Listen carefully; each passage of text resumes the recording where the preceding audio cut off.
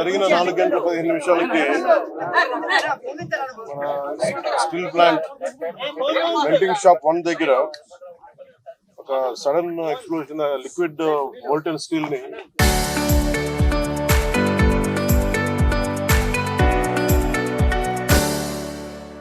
పట్టుకుని ఒక బకెట్ లాంటిది ఉంటుంది, దాని ల్యాడర్ అది బ్లాస్ట్ అయింది.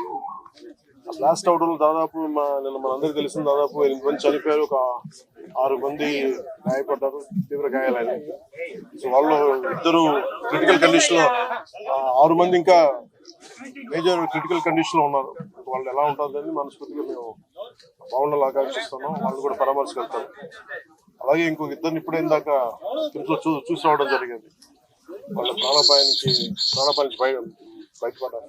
ఇందాక లోపలికి పోయి మొత్తం చూస్తూ ఉంటే కార్మికులు కూడా కొంతమంది ఇంటరాక్ట్ అయ్యారు. వాళ్ళతో కూడా మాట్లాడుతుంటే ఎలా జరిగింది ఏంటి అంటే, వాళ్ళు అంతకు ముందు రోజు కూడా ఇంకా పక్క దాంట్లో ఇలాంటిది ఏదో జరిగింది, కానీ నైట్ టైం ఎవరు లేకపోవడం వల్ల ఒక తెలియలేదని అన్నారు. ఇది బేసిక్, ఇది ఎంత సేఫ్టీ ప్రోటోకాల్స్ ఎంత జరిగినాయి, ఎంత మెయింటైన్ చేశారు సేఫ్టీ ప్రోటోకాల్స్. అలాగే మేజర్ అది కనిపించేది upgradation of steel plant major గా చూస్తున్నాను. ఇప్పుడు దాకా నేను దారిలో నిన్న నుంచి అడుగుతా ఉన్నాను, అసలు ఇలాంటి సంఘటన ఎక్కడైనా జరిగిందా, ఇంతకుముందు జరిగిందా అంటే లాస్ట్ 33 years 36 years లో ఎక్కడ జరగలేదు ఇలాంటి ఇన్సిడెంట్ అని చెప్తా ఉన్నా.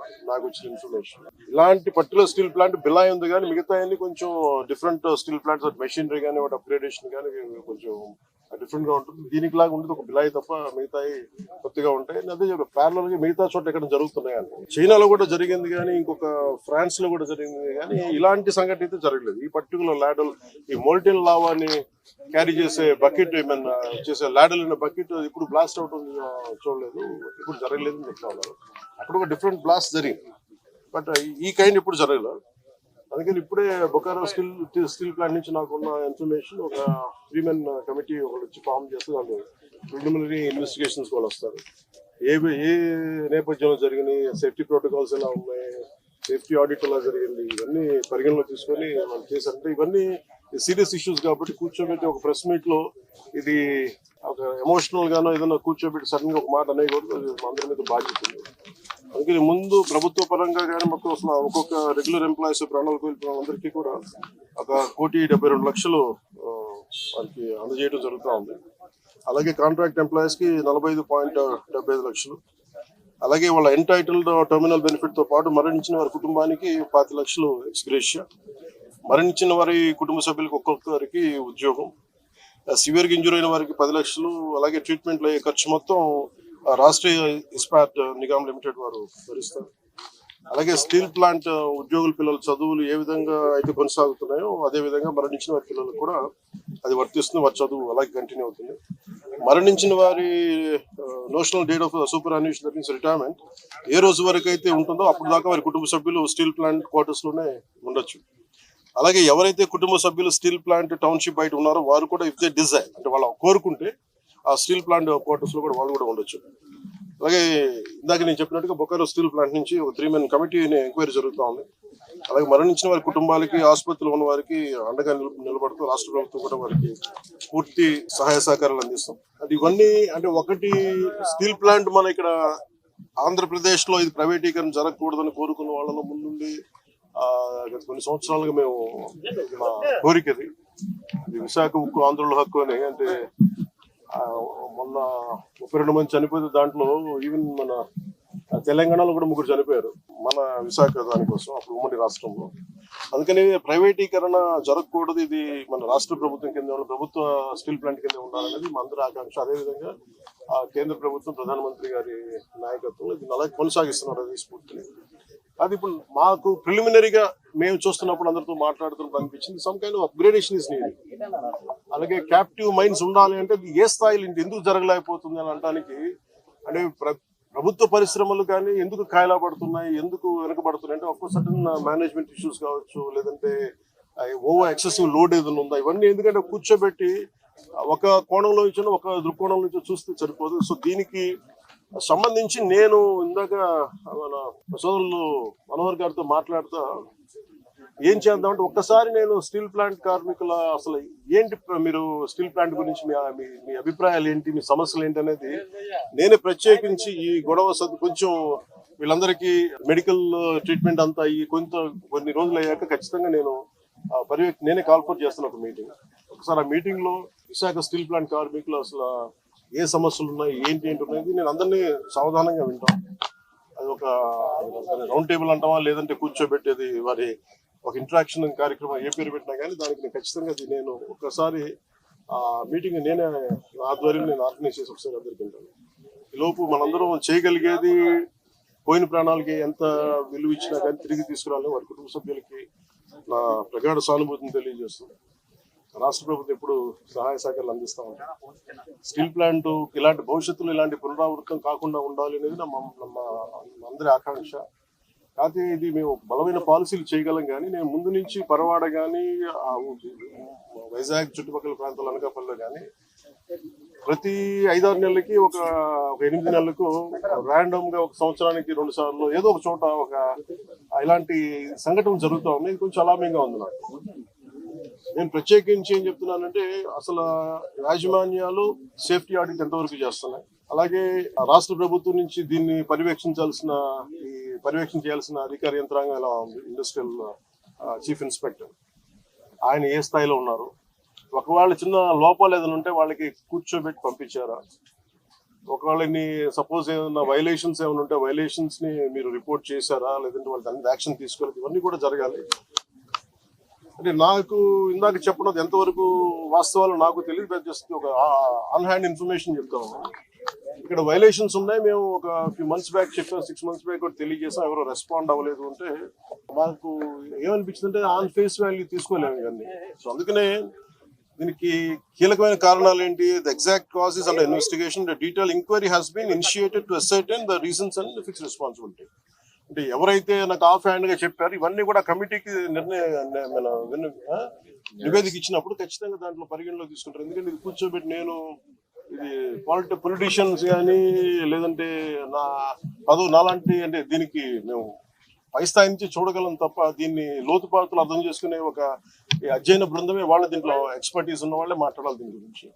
కాకపోతే నా ఇంటెన్షన్ ప్రతిసారి ఏంటంటే ప్రతిసారి ఇలాంటి దుర్ఘటన జరిగినప్పుడల్లా మనం బాధపడుతున్నాం, కానీ పునరావృతం కాకుండా ఏమేం చేయగలగాలి, ఎలాంటి చర్యలు తీసుకోవాలి, ఇది మటుకు ఇది నిరంతర పహారా. ఇది అంటే ఇది ఒకసారి నిర్లక్ష్యం కూడా కాకపోవచ్చు, ఒకసారి ఆ మెటల్స్ వాటి తీసుకునే వాటి ప్రభావం ఎలా ఉంటుంది, వాటి యాక్షన్ ఎలా ఉంటుంది, వాటి రియాక్షన్ ఎలా ఉంటుంది, always it is certain accident జరుగుతూ ఉంటే ఇట్ ఆల్వేస్ సర్ప్రైజెస్.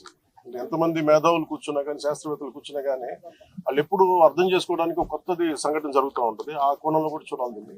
ముఖ్యంగా కెమికల్ ఇండస్ట్రీస్ కానీ పరవాడలో కానీ ఇవి ఒకటికి యాజమాన్యాలు 1-10 సార్లు చూసుకోవాలి. అందుకని ఇలాంటి పునరావృతం కాకుండా ఉండాలని మనస్ఫూర్తిగా మేము అందరం కోరుకున్నాం. మరోమారు నేను మీకు మాటిస్తున్నాను, స్టీల్ ప్లాంట్ కార్మికులందరితో కూడా నేను ప్రత్యేకించి కూర్చుంటాను. ఒక అవసరమైతే ఒకే రోజు అందరూ తీసుకోలేను కాబట్టి ఒక కనీసం అటెస్ట్ వచ్చి ఒక 4-5 గంటలు కూర్చుంటాను. ఇంక నీడెడ్ అవసరం అనుకుంటే ఇంకో రోజు కూడా దీన్ని ఎక్స్టెండ్ చేసుకుని నేను దీని మీద నేను మీ సమస్యను సంపూర్ణంగా అర్థం చేసుకోవడానికి దాని ముందుకు తీసుకెళ్ళాను. ముందు ఇదంతా అవనివ్వండి. అంటే ఇప్పుడు ఈ కమిటీ ఏం లేదంటే నాకు రేపేం చెప్పేసి ఎల్లుండి చెప్పేసి, కానీ నాకేంటంటే ఇప్పుడు కమిటీ వస్తుంది, బుకారం వస్తుంది. ఆ కమిటీ అంతా వచ్చిన తర్వాత ముందు దీని మీద ఒక సంపూర్ణమైన ఒక స్పష్టత వచ్చిన తర్వాత దాని తర్వాత తీసుకోవాలి.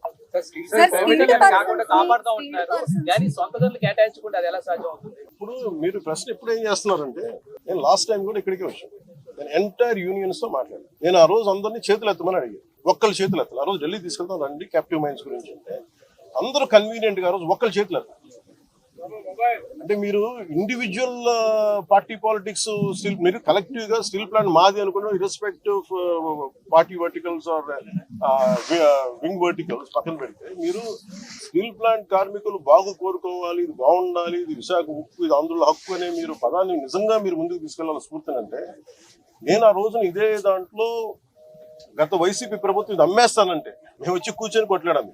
అదే దాన్నే నివేదిక రూపంలో నేను మన హోంమంత్రి గారికి తెలియజేశాను. అది మీరు చూస్తే వెంటనే దాన్ని ఆ ప్రైవేటీకరణ కూడా ఆగి ఈ రోజు ఇక్కడికి వచ్చింది. ఇది మేమందరం సమిష్టిగా చేసాం, మాట్లాడాం.